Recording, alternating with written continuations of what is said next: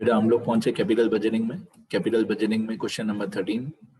Question number 13 में as such कोई नया टॉपिक नहीं है, बट इसमें नया क्या है, इसमें दो मशीन्स दी हुई है, दो इन्वेस्टमेंट प्रपोजल दिए हुए। तो हम लोगों को बताना है कि दोनों इन्वेस्टमेंट में से कौन सा इन्वेस्टमेंट ज्यादा बेटर है, taking NPV as the base और taking PI as the base. तो हम लोगों को दो मशीन्स सॉल्व करनी है। तो जो स्पेसिमेन ऑफ प्रॉफिट होता है वो पूरा 2 बार बनाना है, depreciation 2 bar, tax 2 bar, profit before depreciation and tax, profit after depreciation and tax, NPV, pi, सब कुछ 2 बार सॉल्व करना है। और लास्ट में हमको कंक्लूजन लिखना है कि दोनों मशीन में से कौन सी मशीन ज्यादा बेटर है अकॉर्डिंग टू एनपीवी और अकॉर्डिंग टू पीआई। तो यहाँ पे लिखा हुआ है Mayank company is considering two mutually exclusive proposals A and B. For proposal A, ये जो फर्स्ट पूरा पैराग्राफ दिया हुआ है ये पूरा मशीन ए के बारे में दिया है। प्रपोजल ए या मशीन ए, यहां से लेकर स्ट्रेट लाइन बेसिस तक ये जो फर्स्ट पैराग्राफ है पूरा, ये पूरा मशीन ए के बारे में दिया हुआ है। और जो सेकंड पैराग्राफ है यहां से लेकर in case of proposal B, ये पूरी मशीन बी की इंफॉर्मेशन दी हुई है। यहां से लेकर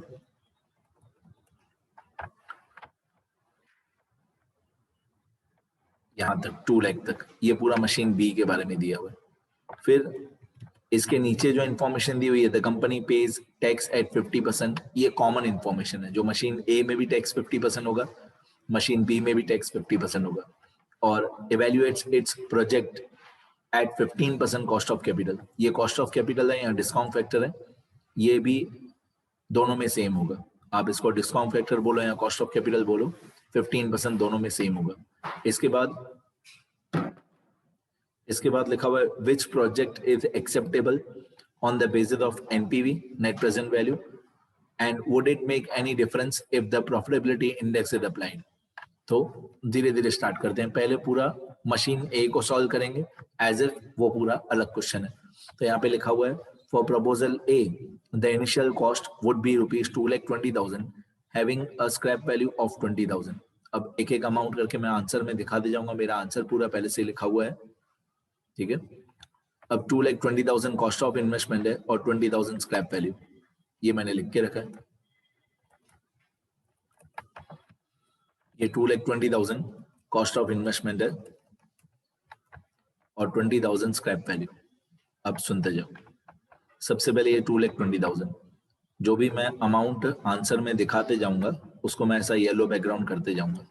ये कॉस्ट ऑफ इन्वेस्टमेंट 2,20,000 क्वेश्चन में दिया हुआ है और ये 20,000 स्क्रैप वैल्यू क्वेश्चन में दिया हुआ है।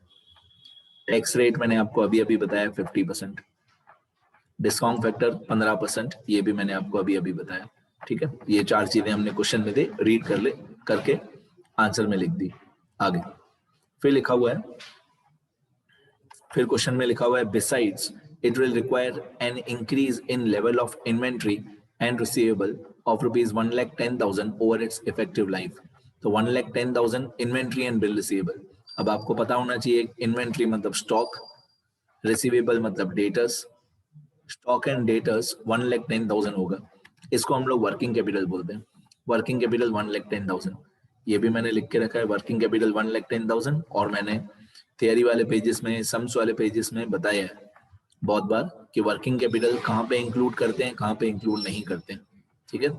और मैं इस क्वेश्चन के एंड में भी वही रूल्स फिर से मेरे लिखे हुए हैं। वर्किंग कैपिटल के कहाँ प्लस होता है, कहाँ माइनस होता है, स्क्रैप वैल्यू कहाँ प्लस होता है, कहाँ माइनस होता है, ये सब थियरी वाले पेजेस में भी बताया, इस क्वेश्चन में भी बताया। ध्यान से देखते जाओ। Working capital 1,10,000। आगे फिर लिखा हुआ है the project will generate additional sales of 2,40,000 and will require cash expenses of 60,000 in each year of its 5-year life। अब सेल्स हमारा बढ़ जाएगा 2,40,000, 2,40,000, और एक्सपेंसेस हमारे बढ़ जाएंगे 60,000। तो हम लोग अगर इस सेल में थे ये एक्सपेंसेस माइनस कर दें, अगर हम 2,40,000 में थे 60,000 माइनस कर दें तो बाकी 1,80,000 आएगा profit per annum, per year 1,80,000 profit आएगा और वो हर साल सेम होगा। तो ये 1,80,000 देखो, ये एडिशनल सेल्स 2,40,000, ये 60,000 एडिशनल एक्सपेंसेस, तो बाकी हमारा जो प्रॉफिट आएगा वो आएगा 1,80,000 पर एनम। अब ऑब्वियसली ये जो 1,80,000 प्रॉफिट है, ये profit before depreciation and tax, PBDT, जिसको हम लोग थियरी वाले पेजेस में प्रॉफिट नंबर ए बोलते हैं, ए नंबर प्रॉफिट, मतलब इसमें डेप्रिसिएशन और टैक्स माइनस करना बाकी है, ये बिफोर डेप्रिसिएशन एंड टैक्स है, इसको हम लोग ए वाला प्रॉफिट बोलते हैं। 1,80,000 पर एनम, पर एनम मतलब हर साल यही होगा 1,80,000, और लाइफ दी हुई है 5 इयर्स, ये भी मैंने लिख दिया, expected life of machine 5 years. आगे आगे, it will be depreciated on straight line basis. Done. अब जो इसके बाद वाला 2 पैराग्राफ हैं वो मशीन बी के लिए, उसको थोड़ी देर छोड़ते हैं। अब ये टैक्स रेट 50% मैंने पहले भी बताया, और ये 15% डिस्काउंट फैक्टर। अब पूरा हम लोग मशीन ए सॉल्व कर देते हैं, पहले पूरा मशीन ए सॉल्व कर देते हैं। ये अच्छा, क्वेश्चन में डिस्काउंट फैक्टर्स भी दिए हुए ये वाले, देखो ये क्वेश्चन में दिया हुआ है, the present value of ₹1 at discount rate of 15% for first 5 years is 0.870, 0.756, 0.658, 0.572, 0.497। ये डिस्काउंट फैक्टर, ये मैंने सेम कॉपी किए हैं, क्वेश्चन में थे डिस्काउंट फैक्टर ये वाले 0.870, 0.756, 0.658, 0.572, 0.497। मैंने ये भी बताया है कि अगर डिस्काउंट फैक्टर नहीं दिए हो तो कैसे सॉल्व करते हैं। अब यहाँ पे एक बार फिर से बता देता हूँ, जैसे डिस्काउंट फैक्टर 15% है, 15% है तो 1 डिवाइडेड बाय 1.15, 1 डिवाइडेड बाय 1.15, फिर इसके बाद कैलसी पे equal to equal to equal to equal to, मतलब आपको कैलकुलेटर पे क्या करना है, 1 डिवाइडेड बाय 1.15 इक्वल टू, फिर बार बार कैलसी पे equal to equal to equal to equal to calci पे दबाते जाना। ठीक है, पहले क्या करना है, पहले करना है आपको 1 डिवाइडेड बाय 1.15 इक्वल टू, फिर बार बार equal to equal to equal to का बटन दबाते जाओगे तो आपके डिस्काउंट फैक्टर आते जाएंगे ये वाले। एक बार कैलसी पे ट्राई करके देखना, 1 डिवाइडेड बाय 1.15 फिर equal to equal to equal to equal to, तो ये आपके डिस्काउंट फैक्टर्स आते जाएंगे। ठीक है, तो जिस क्वेश्चन में डिस्काउंट फैक्टर नहीं दिए हो तो आप खुद भी फाइंड आउट कर सकते हो। आगे, अब डेप्रिसिएशन SLM से होगा क्योंकि कॉस्ट प्राइस दिया हुआ है, स्क्रैप वैल्यू दिया हुआ है, number of years of useful life दिया हुआ है, तो डेप्रिसिएशन का फॉर्मूला होता है C-S/N। यहाँ पे जो कॉस्ट प्राइस होगी वो एक्सक्लूडिंग वर्किंग कैपिटल होगी। ठीक है, तो हमारी कॉस्ट प्राइस थी 2,20,000, आपको याद होगा, आप टेक्स्ट बुक में अभी भी देख सकते हो, फर्स्ट लाइन में क्वेश्चन में 2,20,000 हमारा कॉस्ट प्राइस था, ये हम लिख चुके हैं 2,20,000 कॉस्ट प्राइस, ये एस्टिमेटेड लाइफ 5 इयर्स, और ये स्क्रैप वैल्यू 20,000। तो 2,20,000 माइनस 20,000 अपॉन 5, तो 2,20,000 माइनस 20,000, 2 लाख हुआ, 2 lakh divided by 5, 40,000 rupees depreciation per annum.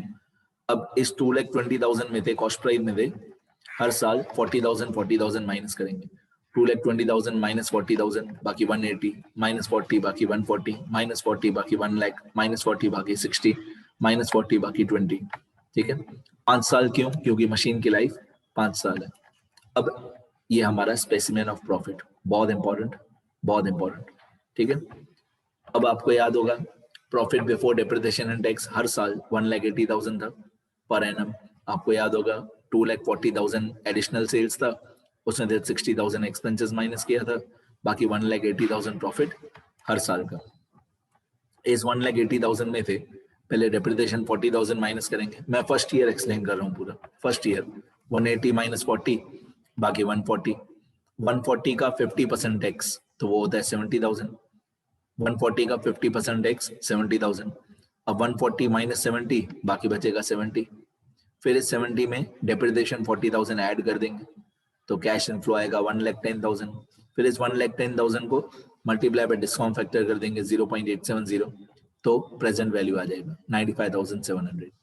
ऐसे ही सेकंड ईयर भी हो जाएगा, ऐसे ही थर्ड ईयर भी हो जाएगा, ऐसे ही फोर्थ ईयर। एक बार फोर्थ ईयर बता दूं, 180 माइनस 40 140, 140 माइनस 70 बाकी 70, 70 प्लस 40 110, 110 मल्टीप्लाई बाय 0.572 62920, पांचवा साल थोड़ा अलग है, आपको मालूम है। पांचवें साल में 180 माइनस 40 140, 140 माइनस 70 70, 70 प्लस 40 110। अब ये जो 1,10,000 आया, इसमें पहले वर्किंग कैपिटल और स्क्रैप वैल्यू पहले ऐड करते हैं। पहले 110 में, पांचवें साल के कैश इनफ्लो में पहले वर्किंग कैपिटल और स्क्रैप वैल्यू ऐड करते हैं। तो 110 प्लस 110 प्लस 20, तो ये आएगा 240। फिर ये जो 240 आया, इसको मल्टीप्लाई बाय पांचवें साल का डिस्काउंट फैक्टर करेंगे। तो ये कैश इनफ्लो था, ये वर्किंग कैपिटल था और स्क्रैप वैल्यू था। तीनों का टोटल 2,40,000। फिर 2,40,000 मल्टीप्लाई बाय 0.497 119,280। अब ये सी कॉलम का टोटल है 3,50,000, ये डी का टोटल है 6,80,000 और ये ई का टोटल है 43340। वैसे इस क्वेश्चन में सिर्फ ये ई वाला ही चाहिए, टोटल प्रेजेंट वैल्यू। फिर मशीन ए का net present value, net present value is equal to total present value, ये वाला 433,440 minus cost of investment including working capital. तो कॉस्ट ऑफ इन्वेस्टमेंट था 2,20,000, वर्किंग कैपिटल था 1,10,000, तो 220 प्लस 110, तो टोटल कॉस्ट ऑफ इन्वेस्टमेंट हो जाएगा 3,30,000। फिर माइनस कर देंगे तो 4,33,440 माइनस 3,30,000, तो 103,440, ये नेट प्रेजेंट वैल्यू आ गया। अब ये जो कंक्लूजन लिखा हुआ है, ये कंक्लूजन अभी नहीं आएगा, जब मशीन बी कंप्लीट हो जाएगा उसके बाद ये कंक्लूजन आएगा, अभी नहीं। इसके बाद प्रॉफिटेबिलिटी इंडेक्स, आपको मालूम है प्रॉफिटेबिलिटी इंडेक्स में ये जो फर्स्ट वाला फॉर्मूला था एनपीवी का, उसमें सिर्फ माइनस की जगह पे, यहाँ पे माइनस की जगह पे डिवाइड हो जाएगा, तो प्रॉफिटेबिलिटी इंडेक्स भी हो जाएगा। तो total present value divided by cost of investment including working capital. तो जो एनपीवी था वही सेम फॉर्मूला पीआई का होता है, सिर्फ माइनस की जगह डिवाइड होता है। तो 433,440 डिवाइडेड बाय 3,30,000 1.31, और ये कंक्लूजन अभी नहीं आएगा, मशीन बी कंप्लीट होगा उसके बाद। तो ये मशीन ए मैंने आपको बता दिया। अब मशीन बी, मैं वापस क्वेश्चन में चला गया और मशीन बी मैंने थोड़ा राइट साइड पे सॉल्व करके रखा है, सुनना ध्यान से।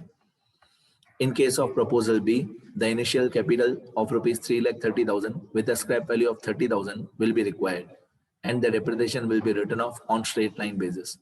तो 3,30,000 हमारा cost of investment है और 30,000 scrap value है, 3,30,000 और 30,000।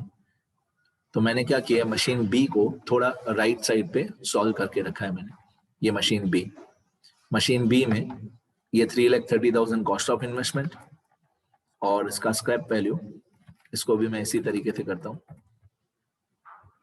जो मैं एक्सप्लेन करते जाऊंगा उसका बैकग्राउंड चेंज करते जाऊंगा। चलो, ये 3,30,000 क्वेश्चन में दिया हुआ है, कॉस्ट ऑफ इन्वेस्टमेंट। ओके, अब कॉस्ट ऑफ इन्वेस्टमेंट दिया हुआ है 30, सॉरी स्क्रैप वैल्यू दिया हुआ है 30,000। चलें आगे, अब क्वेश्चन में जाते हैं। मेरा पहले से ही लिखा हुआ है इसलिए थोड़ी स्पीड ज्यादा है, बट आप लोग जब लिखोगे इसको तो ऑब्वियसली टाइम लगेगा, ठीक है। तो इसलिए मैं हर लेक्चर में ये बोलता हूँ लिख के करो, लिख के करोगे तो ज्यादा आइडिया आएगी, 100 गलतियां पता चलेंगी। अब ये कॉस्ट ऑफ इन्वेस्टमेंट हो गया 3,30,000, ये स्क्रैप वैल्यू हो गया 30,000 would be required and depreciation will be written off on straight line basis, ये हो गया। The estimated earning on this proposal during its life before depreciation and tax would be as follows। अब यहाँ पे clearly लिखा हुआ है before depreciation and tax, यहाँ पे clearly लिखा हुआ है before depreciation and tax, मतलब ये हमारा A वाला प्रॉफिट है 160, 180, 140, 160, 2 लाख। नंबर्स ट्राई करो याद करने का, 160, 180, 140, 160, 2 लाख। चलो, ये मैं नंबर्स आपको बता देता हूँ मैंने कहाँ पे लिखे हैं ये अमाउंट्स। ये 5 साल का प्रॉफिट हमको दिया हुआ है, profit before depreciation and tax. ये सीधा मैंने स्पेसिमेन ऑफ प्रॉफिट में लिख दिया, ये सीधा मैंने यहाँ पे लिख दिया 160, 180, 140, 160, 2 लाख। ये 5 साल का profit before depreciation and tax दिया हुआ है, तो इसको मैंने सीधा स्टेटमेंट में लिख दिया इन पांचों को। ए नंबर प्रॉफिट में, profit before depreciation and tax में 160, 180, 140, 160 और 2 लाख, इसको सीधा मैंने स्पेसिमेन में लिख दिया। मशीन ए में क्या था, 5 साल का प्रॉफिट इक्वल था, यहाँ पे 5 साल का प्रॉफिट अलग अलग है लेकिन क्वेश्चन में दिया हुआ है। ओके, आगे आगे फिर लिखा हुआ है टैक्स रेट 50% और 15% कॉस्ट ऑफ कैपिटल। अब ये जो मशीन बी है उसमें कोई वर्किंग कैपिटल नहीं दिया हुआ है, ठीक है। अभी टैक्स रेट 50% दोनों मशीन में काम आएगा और ये डिस्काउंट फैक्टर 15% ये भी दोनों मशीन में काम आएगा। चलो मशीन बी में जाते हैं। मशीन बी में बाकी सारी चीजें नहीं दी हुई है, जैसे ये वर्किंग कैपिटल है, ये मशीन बी में नहीं दिया हुआ है, एडिशनल सेल्स नहीं दिया हुआ है, एडिशनल एक्सपेंसेस नहीं दिया हुआ है, एडिशनल प्रॉफिट नहीं दिया हुआ। प्रॉफिट एक्चुअली दिया हुआ है डायरेक्टली 500 साल का, तो ये एडिशनल सेल्स वगैरह मशीन ए में था, ये तीनों अमाउंट नहीं दी हुई है। तो आप ये 3 लाइन नहीं भी लिखोगे, ये वाली 3 लाइन नहीं लिखोगे तो चलेगा। आगे एस्टिमेटेड लाइफ 5 ईयर्स है, ओके 5 साल का प्रॉफिट दिया हुआ है इसलिए। फिर रेट ऑफ डेप्रिसिएशन नहीं दिया हुआ है, परसेंटेज नहीं दिया हुआ है। टैक्स रेट 50% दोनों के लिए सेम, दोनों मशीन के लिए सेम। डिस्काउंट फैक्टर 15% दोनों के लिए सेम। आगे ये डिस्काउंट फैक्टर ये भी दोनों मशीन्स के लिए सेम है, ठीक है। आगे डेप्रिसिएशन सॉल्व किया हुआ है, 3,30,000 माइनस 30,000 अपॉन 5। देखो ये 3,30,000 दिया हुआ था क्वेश्चन में, ये 3,30,000 क्वेश्चन में दिया हुआ था। फिर ये स्क्रैप वैल्यू भी दिया हुआ था 30,000, ये रहा। तो 3,30,000 माइनस 30,000 डिवाइडेड बाय 5, तो 3,30,000 माइनस 30,000 ये होता है 3 लाख, 3 लाख डिवाइड बाय 5 ये होता है 60,000 per annum by straight line method. मतलब हर साल 60,000 डेप्रिसिएशन सेम होगा। अब हम इस 3,30,000 में दे, इस 3,30,000 में दे 5 बार 60,000 माइनस करेंगे, 1 2 3 4 5, पांचों साल का 60,000 माइनस कर देंगे। ये डेप्रिसिएशन की कैलकुलेशन है, ठीक है। आगे अब ये स्पेसिमेन ऑफ प्रॉफिट है, बहुत बार मैं समझा चुका हूं ये वाला स्पेसिमेन। ये ए नंबर प्रॉफिट जो है क्वेश्चन में दिया हुआ है, इन पांचों में से मैं पहले फर्स्ट ईयर एक्सप्लेन कर देता हूँ। 160 माइनस 60 1 लाख, 1 लाख का 50% 50,000, बाकी 50,000 plus depreciation 60,000, total 110, 110 multiply by 0.870 equal to 95,700। तो पहले 4 साल तो आराम से हो जाएंगे, पहले 4 साल आराम से हो जाएंगे, ठीक है। पांचवें साल में ये 2 लाख क्वेश्चन में दिया हुआ है, ये वाला 2 लाख क्वेश्चन में दिया हुआ है। 2 लाख माइनस 60,000 डेप्रिसिएशन, बाकी 140, 140 का 50% 70, 70 माइनस करके बाकी 70 प्लस डेप्रिसिएशन 60,000, तो कैश एंड फ्लो 130। फिर इस 130 में एक वर्किंग कैपिटल और एक स्क्रैप वैल्यू ऐड कर देंगे। तो वर्किंग कैपिटल मशीन बी में था नहीं, तो वर्किंग कैपिटल 0, स्क्रैप वैल्यू था 30,000। तो पहले 130 प्लस 0 प्लस 30 तो हो जाएगा 1,60,000 मल्टीप्लाई बाय 0.497। तो 1,60,000 मल्टीप्लाई बाय 0.497 इक्वल टू 79,520। वैसे तो सिर्फ ये ई वाले का टोटल ही काम का है इस क्वेश्चन में, इस क्वेश्चन में सी और डी काम का नहीं है, सिर्फ ये ई वाला काम का है। अब net present value equal to total present value, ये वाला ई कॉलम का total 394660 minus cost of investment 3,30,000 including working capital. तो मशीन बी में तो वर्किंग कैपिटल था ही नहीं, तो 3,30,000 प्लस 0 3,30,000, फिर 394660 माइनस 3,30,000 बाकी 64,660, ठीक है। अब मैं कंक्लूजन बता सकता हूं कि मशीन ए का नेट प्रेजेंट वैल्यू था ये 103,440 और मशीन बी का नेट प्रेजेंट वैल्यू ये था 64,660। तो ऑब्वियसली मशीन ए का नेट प्रेजेंट वैल्यू ज्यादा बड़ा है। Conclusion, as the net present value of machine A is more than machine B, so machine A is more beneficial for our company, क्योंकि machine A का NPV ज्यादा बड़ा है, ठीक है। बाकी सारे आंसर्स 6 के 6 मेथड में थे, सारे आंसर्स सारे मेथड्स में बड़ा आंसर अच्छा, सिर्फ जो पहला मेथड होता है पेबैक पीरियड मेथड में जितना छोटा आंसर हो उतना अच्छा। ये कहीं पे नोट कर लेना बेटा, सारे मेथड्स में बड़ा आंसर अच्छा, पेबैक पीरियड मेथड में जितना छोटा आंसर हो उतना अच्छा। चलो ये हो गया एनपीवी। इसके बाद पीआई में आपको मालूम है सिर्फ एनपीवी वाले मेथड में माइनस की जगह पे डिवाइड करते हैं, तो total present value divided by cost of investment. तो 394660 डिवाइडेड बाय 3,30,000 ये आया 1.20। अब पीआई दोनों मेथड का कंपेयर करते हैं। पहले मेथड का पीआई था प्रॉफिटेबिलिटी इंडेक्स 1.31, ठीक है। इसको बेनिफिट कॉस्ट रेशियो भी बोलते हैं, अगर आपको नहीं पता हो। इसको बेनिफिट कॉस्ट रेशियो भी बोलते हैं पीआई वाले मेथड को। तो पहले मेथड का पीआई था 1.31, दूसरे मेथड का पीआई था 1.20। तो पहले मेथड का पीआई बड़ा है। अब conclusion, as the profitability index of machine A is more than machine B, so machine A is more beneficial for our company. ये कंक्लूजन लिखना जरूरी है, ठीक है। और ये रूल्स में लगभग हर क्वेश्चन में, थियरी वाले पेजेस में, सम्स वाले पेजेस में ये बता रही हूँ कि वर्किंग कैपिटल कहाँ पे इंक्लूड करना है, कहाँ पे नहीं, कहाँ पे प्लस करना है, माइनस करना है, स्क्रैप वैल्यू कहाँ पे इंक्लूड करना है, कहाँ पे नहीं। और यही सेम रूल्स फिर से कॉपी पेस्ट किए मशीन बी में भी, सेम दोनों साइड पे सेम कॉपी पेस्ट किए। तो ये लिख लेना अच्छी तरह एक बार, मैंने पहले भी 2-3 बार बताया ये वाले रूल्स, ठीक है। तो एक बार मैं स्क्रॉल कर देता हूँ सारा स्टार्टिंग से। तो जो भी आपका लिखना बाकी हो प्लीज लिखना। ये क्वेश्चन 13 है हमारे टेक्स्ट बुक का, ये क्वेश्चन है।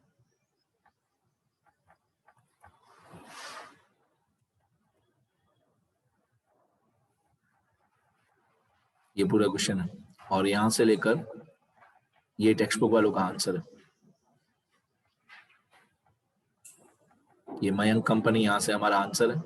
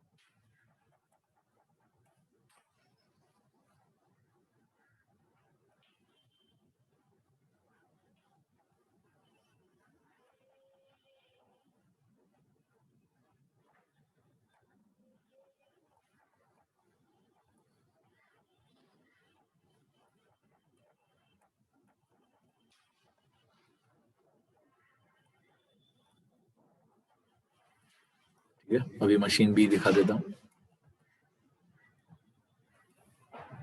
अब मशीन बी,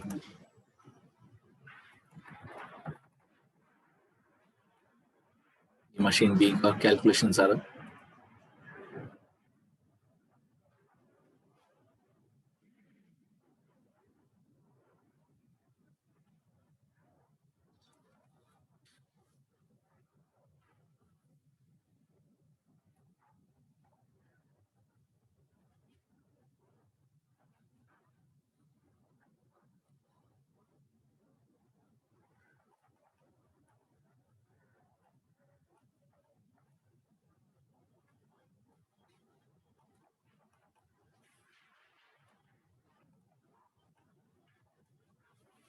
ठीक है, अच्छी तरह लिख लेना बेटा,